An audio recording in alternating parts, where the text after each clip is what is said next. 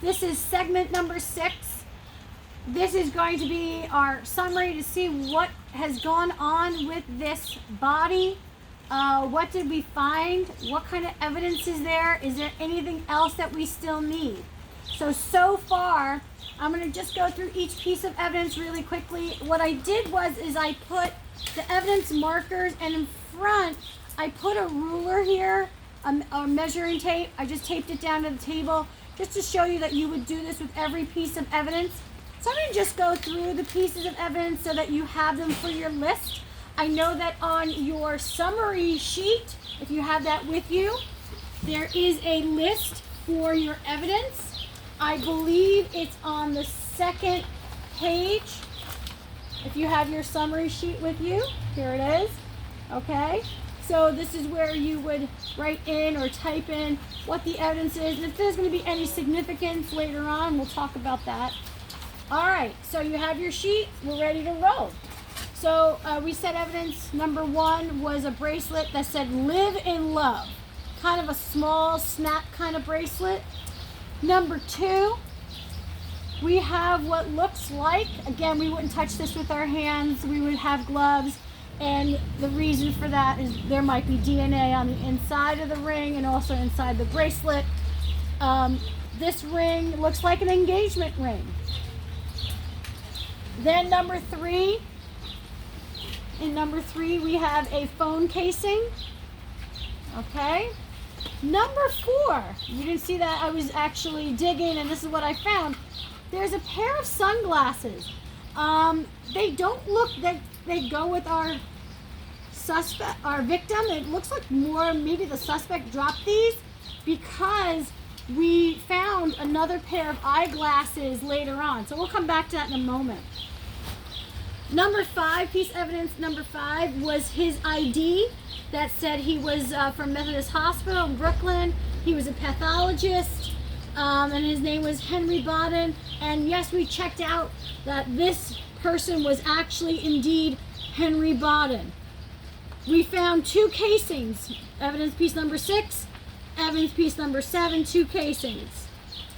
We found a watch that Dr. Bodden was actually wearing. This is evidence piece number 8. Something that we saw earlier, and I brought it back. I figured let's put it here. This was the casting. There was a boot that we saw.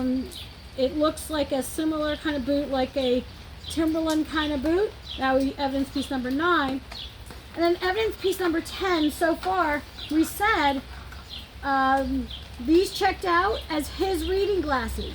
Those sunglasses were not prescription. Those are not his glasses. And we did confirm that he's in his mid-30s, early 40s. That's what it looks like when we looked him up and found out more information about him and where he was working. So now I'm going to go back here. There is a piece of evidence that we still need to look at, and that's his pants or his clothing. They are soaking wet, probably because the ground was wet. I'm looking in his pockets. Oh, I found something. Look at that. It's a wallet. We'll look at that in a second. Okay. See if we have anything else. No, nothing in that pocket. I feel something in here too. Okay, so nothing on the pants. I don't see any bullet holes. So he wasn't shot in the... Oh, look at this. Evidence piece number 11. This looks like a wedding ring, but the wedding ring was in his pocket. Interesting. All right, we'll put that. And then we have this. This is a wallet. Let's look inside his wallet. He doesn't have any money or ID. What's in here? Oh, a picture. There's more. Another picture. Okay, so we have a picture and it says, wow. Oh, who's playing doctor? Shh, don't show Stacy. Interesting. So I'm assuming this is not Stacy. So this might be suspect number 1. Unknown female, dark hair, blue eyes. evidence piece maybe number 12. Can I have number 12? Wow. And look, there's another picture. Hey, Doc, you know where to meet Vanessa. Okay, so this is also not Stacy. This is Vanessa. We have to check out her. And since it mentions Stacy, we probably want to find out who's Stacy. And if we look closely, if we do the DNA test, we're probably going to figure out that this belonged to Stacy. And she decided to leave this behind. And this probably belonged to Stacy. And those sunglasses in number 4 belong to Stacy. Nothing else. I'm sorry? There's crazy tea in this investigation. I know, there's a lot of stuff going on. So this is our wallet. This would be number 14. So I think now we have some information. We can start figuring out a few pieces. So the first one, we don't know who she is. We just know that there's a picture of her and she says, don't tell Stacy. So we're thinking Stacy is the owner or was the owner of this ring. Also the owner of the bracelet and the sunglasses. And the other girl was Vanessa. So we want to find out unknown female number 1. Who was she? We want to find out Stacy. Was that his fiance, wife?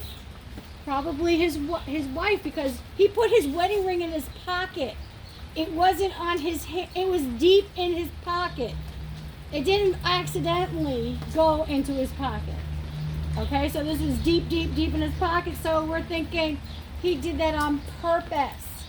And then we have his wallet that was it. He had no money, just those pictures. So it was like he was hiding those in his back pocket. So we see that we do have suspects. We have unknown female with dark hair and blue eyes. Want to find out who she is. See if there's any fingerprints on that picture. You have Vanessa.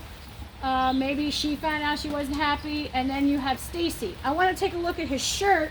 See if there's any evidence on his shirt. So that'd be the last piece. Just look at his shirt. Oh, look at this. Well, if we look at his shirt, over here, there's bullet hole number 1. I don't know if you noticed the stippling around the hole here. So this looks like this was maybe a few feet away. See that? And let's see. Oh, well, look at this. Bullet hole number 2. No stippling, so maybe this was close up. Shot him. Now if we look at where it is on the shirt, it looks like a shot underneath here in the, well, he'd probably be taller than me, so probably underneath the rib cage, and then a little further away, maybe she moved back, and there's another shot here, because we have 2 casings, 2 holes. No holes in the pants. There are also no exit wounds. Therefore, those casings, they would be bullets actually, and they would have been actually inside his chest cavity. So that pretty much covers all of the evidence. I think that also covers all the information on your summary sheet that you would need from all 6 sessions. And we have our suspects, right? So I'm going to, anybody have any ideas on who would be their number 1 suspect? The pants were just wet. They just had, and they had stuff inside. The pants, there's just, there's no holes, just they're soaked and they're muddy. That's it. That's what the conditions of the pants. There is some blood on the shirt. You can see that's kind of red. But the red was running probably because it's also very wet. Anything else? Any other questions or comments?